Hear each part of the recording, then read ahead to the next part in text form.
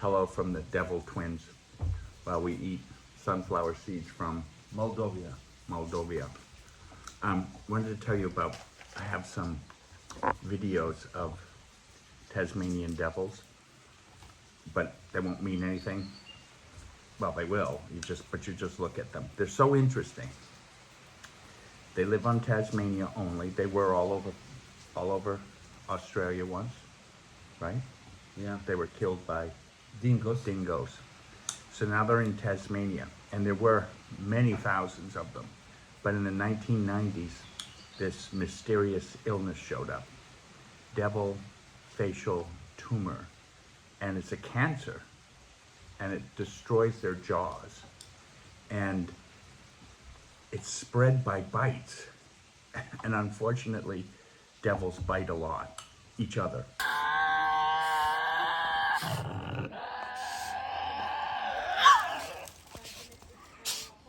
When they're feeding, when they're mating. So it's very unfortunate.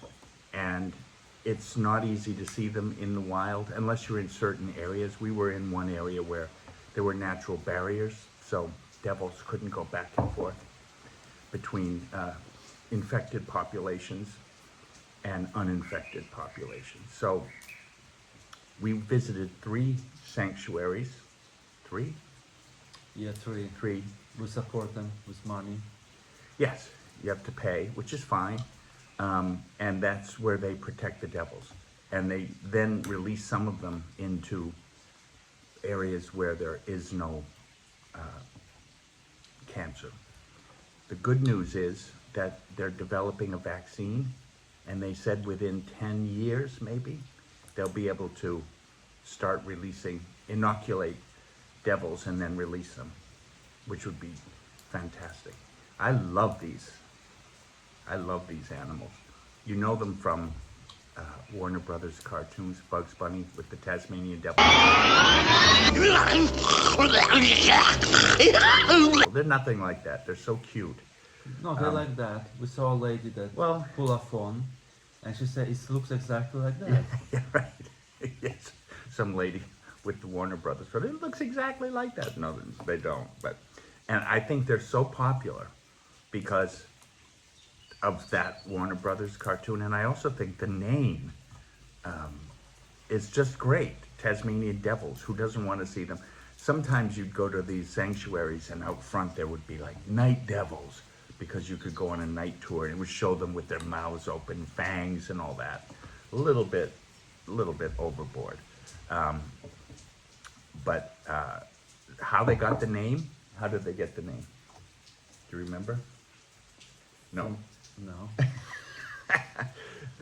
European settlers, Dutch, I think, when they landed in Tasmania, they heard this god-awful sound, growling and screaming from the forest, and they said they were demons. Because whoever heard it.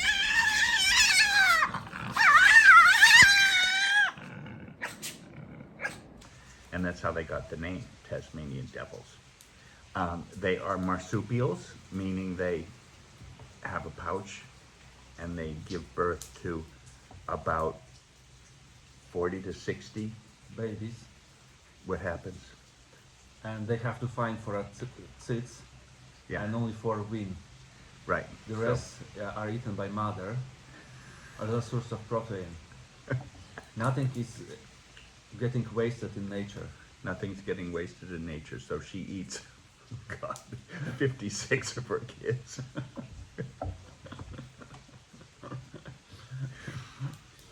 Yeah, that's pretty rough. But the strongest survive, and 4 of them will survive.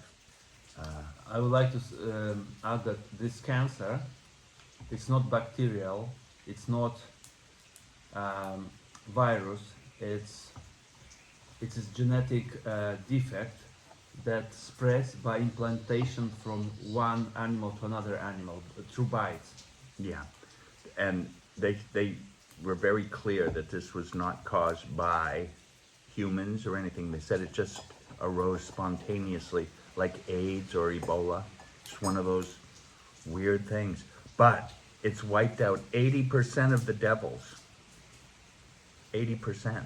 So they need to be protected, and they really are protected. They're, when you go to the Hobart airport, the first thing you see, they have little bronze Tasmanian devils breaking into people's luggage statue.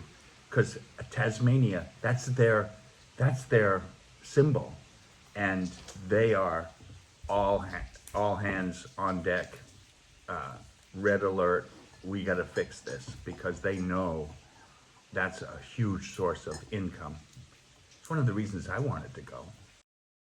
They are solitary, but they're also scavengers. So if they come across a dead wallaby or a wombat or something, they'll gather there, and that's when all the squabbling takes place.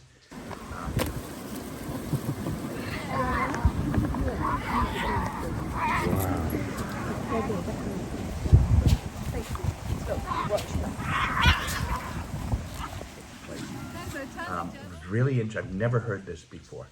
They do not want, they don't feed the devils in the sanctuaries roadkill, which there's a lot of in Tasmania, a lot.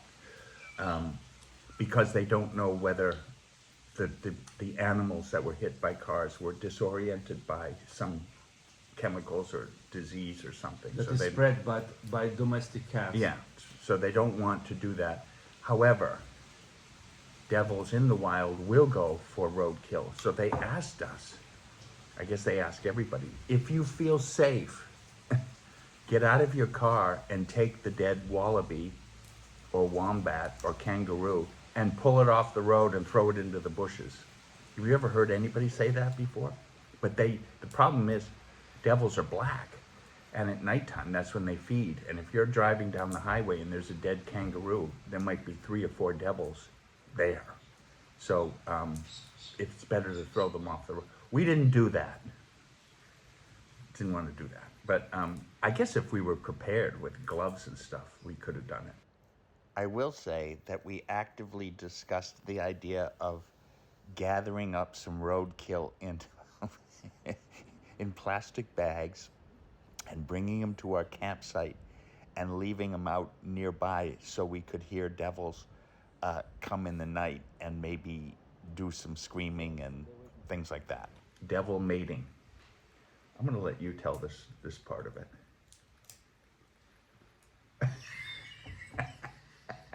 Do you think I remember? Oh, okay. Their mating process is pretty rough. So a male will grab a female. When I say grab a female, and pull her into his den, and he will block the entrance so she can't get out. And they will have they'll have battles in between their love sessions. But on top of that, the other males will try to get to her, and the way they do is they start biting and scratching his butt. I mean, the sign of a healthy devil is a fat butt and a fat tail. That's where they store their fat. They're not huge, but that's a nice healthy devil. And part of the reason is because of those battles. So you see these older devils with their whole backside scarred and their faces scarred from fighting the female in the front and the males in the back. I don't know what that is. So the bottom line. We love devils, or I love devils. Were you sick of seeing them? No, I love it. Yeah. But also, John, you forgot to add that female can store semen from up to 100 devils in her vagina. We're going into territories I did not expect. Yeah. And she can select by her choice which semen to use and how to create their babies. Yeah.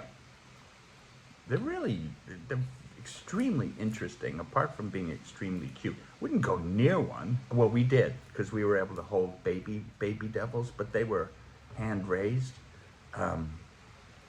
you wouldn't want to pick up a full-grown devil, even though you could. They're about the size of a pug dog, but still. Oh, that's another one of the reasons you wouldn't is their bite. They have the strongest bite of any animal their size. It's right up. It's up there with crocodiles and hippo. Not obviously as strong as a crocodile, but for their size, because they can chew right through bone. We saw that throwing in the. Well, what they do is they cull pademelons, the little tiny kangaroos, and the wallabies from farms, and there are so many of those. This isn't really a big problem, but they can just tear into these things. We could see, you just rip the meat and crunch right into the bones. Wow, you wouldn't want to get near that. So I feel like we've made them sound so disgusting. Anyway, that's our devil story. This will be interspersed with videos, and I'm going to cut a lot of this shit, except the part about the semen and the vagina and the tits. That's going to stay in.